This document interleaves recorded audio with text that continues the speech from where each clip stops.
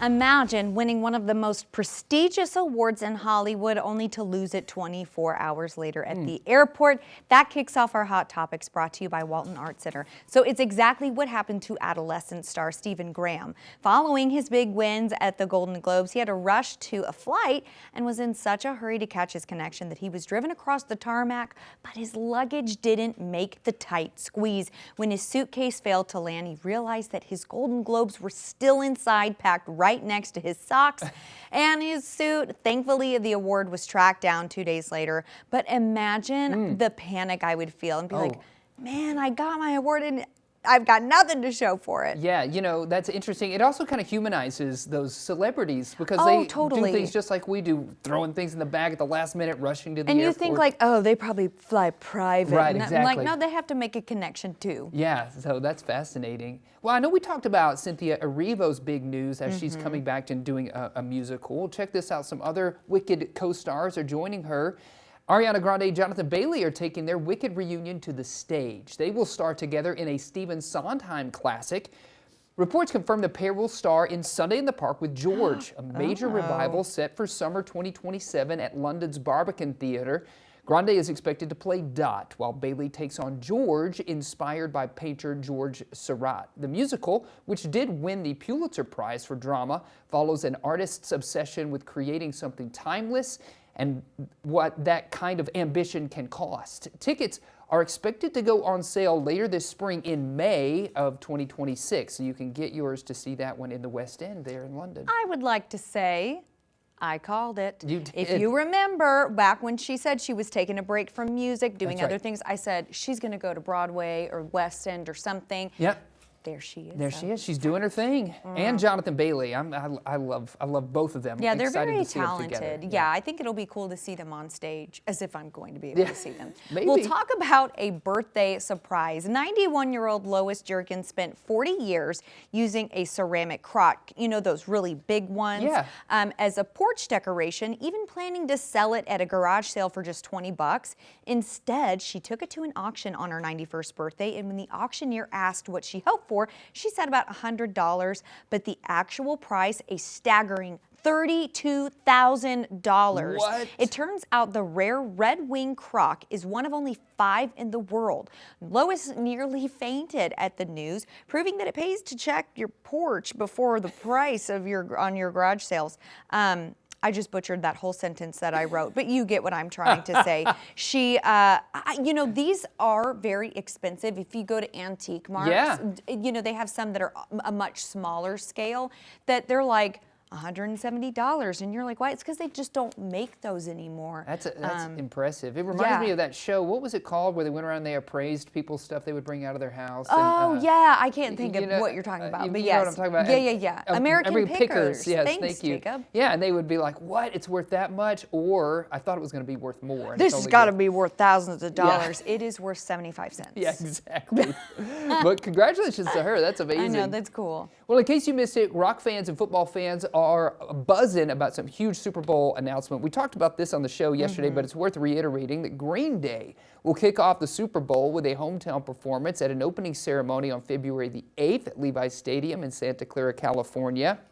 The Bay Area trio are set to perform a selection of their best-known anthems as part of a celebration of the championship's 60th anniversary, ushering generations of Super Bowl MVPs onto the field.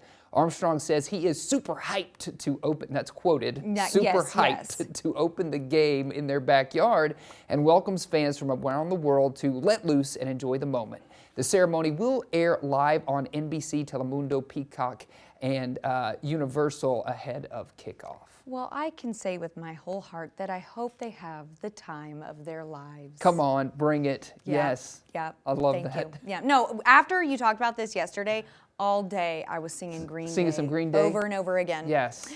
This is so cute. One mom is going viral for showing off her daughter's first year as sisters. So every month, Mom Yvette would record a small interaction with her girls, showcasing their developing bond and growth over the year. Okay, so looking back at the video, she says it's really special watching her daughters, who are 14 months apart, grow up together. She wrote in the caption, their first year of sisterhood, 14-month age gap, and they just love each other. Now, according to Yvette, Life since welcoming her new addition to the family has been great. While she just says that the adjustment in the beginning was definitely tough, the family of 4 have fallen into a good routine. And look how cute they are. I could just eat them, gobble them in one bite. They obviously are enamored with one another. I love that, and I hope that it stays true for the rest of their lives. Cute. I know my kids still have a special bond with each other, you know? Yeah. I know a lot of siblings go through some kind of sibling rivalry, but mine never experienced that, and I wish the same for these folks. Totally. How cute are they? Yes. Well, we got to talk about celebrities in Hollywood because Rachel McAdams was honored with a star on the Hollywood Walk of Fame Tuesday in Los Angeles. McAdams, an Oscar nominee, is most known for films like The Notebook and Mean Girls. The Spotlight actor became emotional during her speech when thanking her parents for their love and support, and also thanked some of her late co-stars, including Gina Rowlands and Sam Shepard, who she starred alongside in The Notebook, and of course Diane Keaton, who she worked with in the 2025 film The Family Stone. Next up for McAdams, her upcoming film, Send Help, directed by Sam Raimi, who also spoke at the ceremony. I have seen the trailers for this after I've been to the cinema a few times this winter, and that horror comedy is going to hit theaters on January the 30th, and it looks fascinating. It's kind of a twist on a, I don't know, kind of Lord of the Flies, stuck on an island with your boss, right? I love her. She's so talented, and she's also one of those people, kind of off topic, it does not matter what color her hair is, she looks beautiful. She could have any hair color. Yes. And she looks She's always amazing. striking, and I think she's had several different hair colors. She has, yes. In I movies. love her. Well, it's officially been 20 years since High School Musical, I'm going to throw up, since it changed the Disney Channel forever. So to celebrate this milestone, Ashley Tisdale French, didn't know she added that to her last name, Didn't either. reunited with her East High classmates Lucas Gabriel and Monique Coleman at Walt Disney Studios. Ashley even brought her 4-year-old daughter, Juniper, who's currently obsessed with the movies. Ashley proved that she's still, quote, fabulous by trying on Sharpay's iconic pink graduation cap, and yes, it still fits. Well, I'm glad that your head didn't grow. Zac Efron and Vanessa Hudgens weren't at the event, but the cast shared sweet tributes online, proving that 2 decades later, they're still all in this together. Admittedly, I never got into High School Musical, but I remember when it came out, and the fact that it's been 20 years, it's disgusting. It's wild. It was the start of something new, as they said. I could quote all the songs. Don't even. Gotta get your head in the game. Yes, I can't believe 20 years. I'm gonna listen to that soundtrack today. Oh my. Well, this is kind of interesting, I think. A man's passion for saving the past is about to become a gift for an entire community.